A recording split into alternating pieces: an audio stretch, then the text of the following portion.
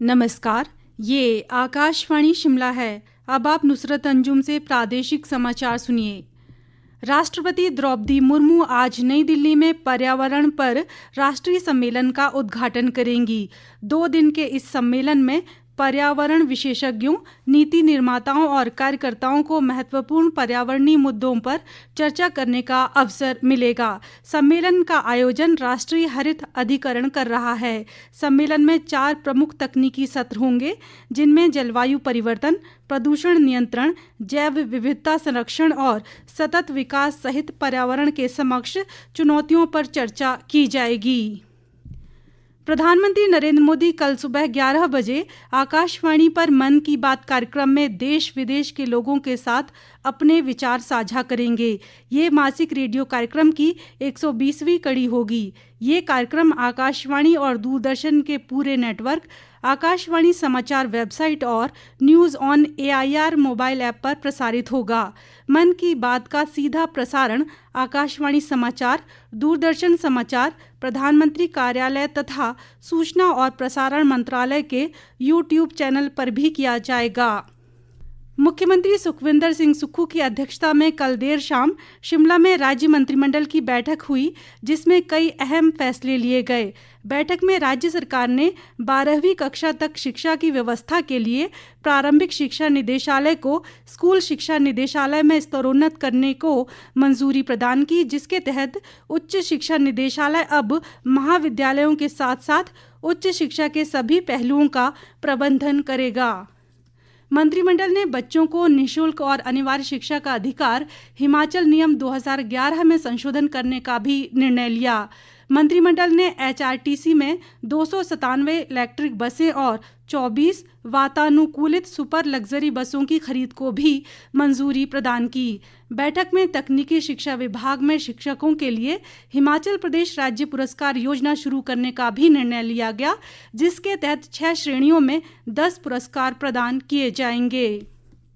लोक निर्माण व शहरी विकास मंत्री विक्रमादित्य सिंह ने कहा है कि ग्रामीण अर्थव्यवस्था को मजबूत करना सरकार की प्राथमिकता है। शिमला के रिज मैदान पर शहरी आजीविका मिशन के तहत आयोजित राज्य स्तरीय सांझा उत्सव के शुभारंभ अवसर पर बतौर मुख्य अतिथि उन्होंने ये बात कही।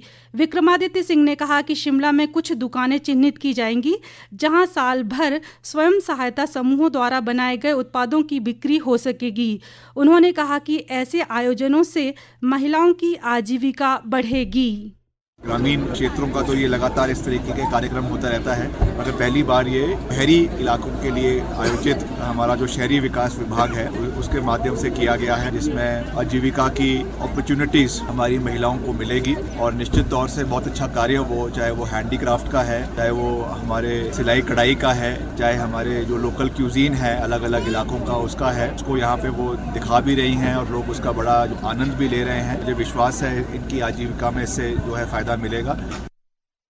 उत्सव में हिमाचल सहित अन्य राज्यों के शहरी क्षेत्रों की स्वयं सहायता समूहों की 50 से अधिक महिलाओं द्वारा तैयार उत्पादों को प्रदर्शित किया गया है। ये उत्सव 1 अप्रैल तक चलेगा।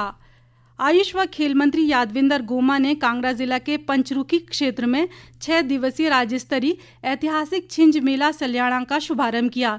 इस दौरान भव्य शोभा यात्रा निकाली गई, जिसमें सैकड़ों लोगों ने भाग लिया। इस अवसर पर उन्होंने कहा कि मेले हमारी समृद्ध सभ्यता और सांस्कृतिक धरोहर के प्रतीक हैं और ऐसे आयोजन प्राचीन सांस्कृतिक विरासत को संरक्षित करने में अहम भूमिका निभाते हैं।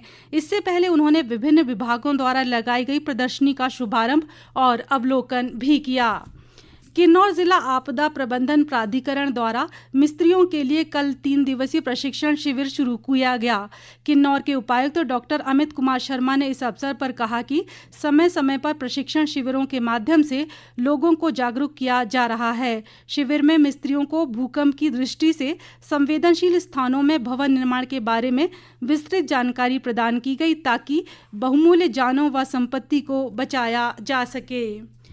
राज्य चयन आयोग हमीरपुर ने 27 मई 2022 के पोस्ट कोड 965 के तहत जूनियर ऑफिस असिस्टेंट के अनुबंध आधार पर 319 पदों पर भर्ती के लिए जारी किए गए विज्ञापन को प्रशासनिक कारणों से वापस ले लिया है।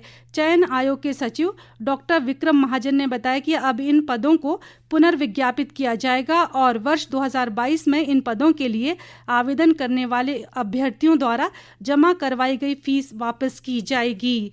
इसी के साथ ये समाचार बुलेटिन समाप्त हुआ। हमारा अगला बुलेटिन आप सुन सकते हैं दोपहर 3 बजे। नमस्कार।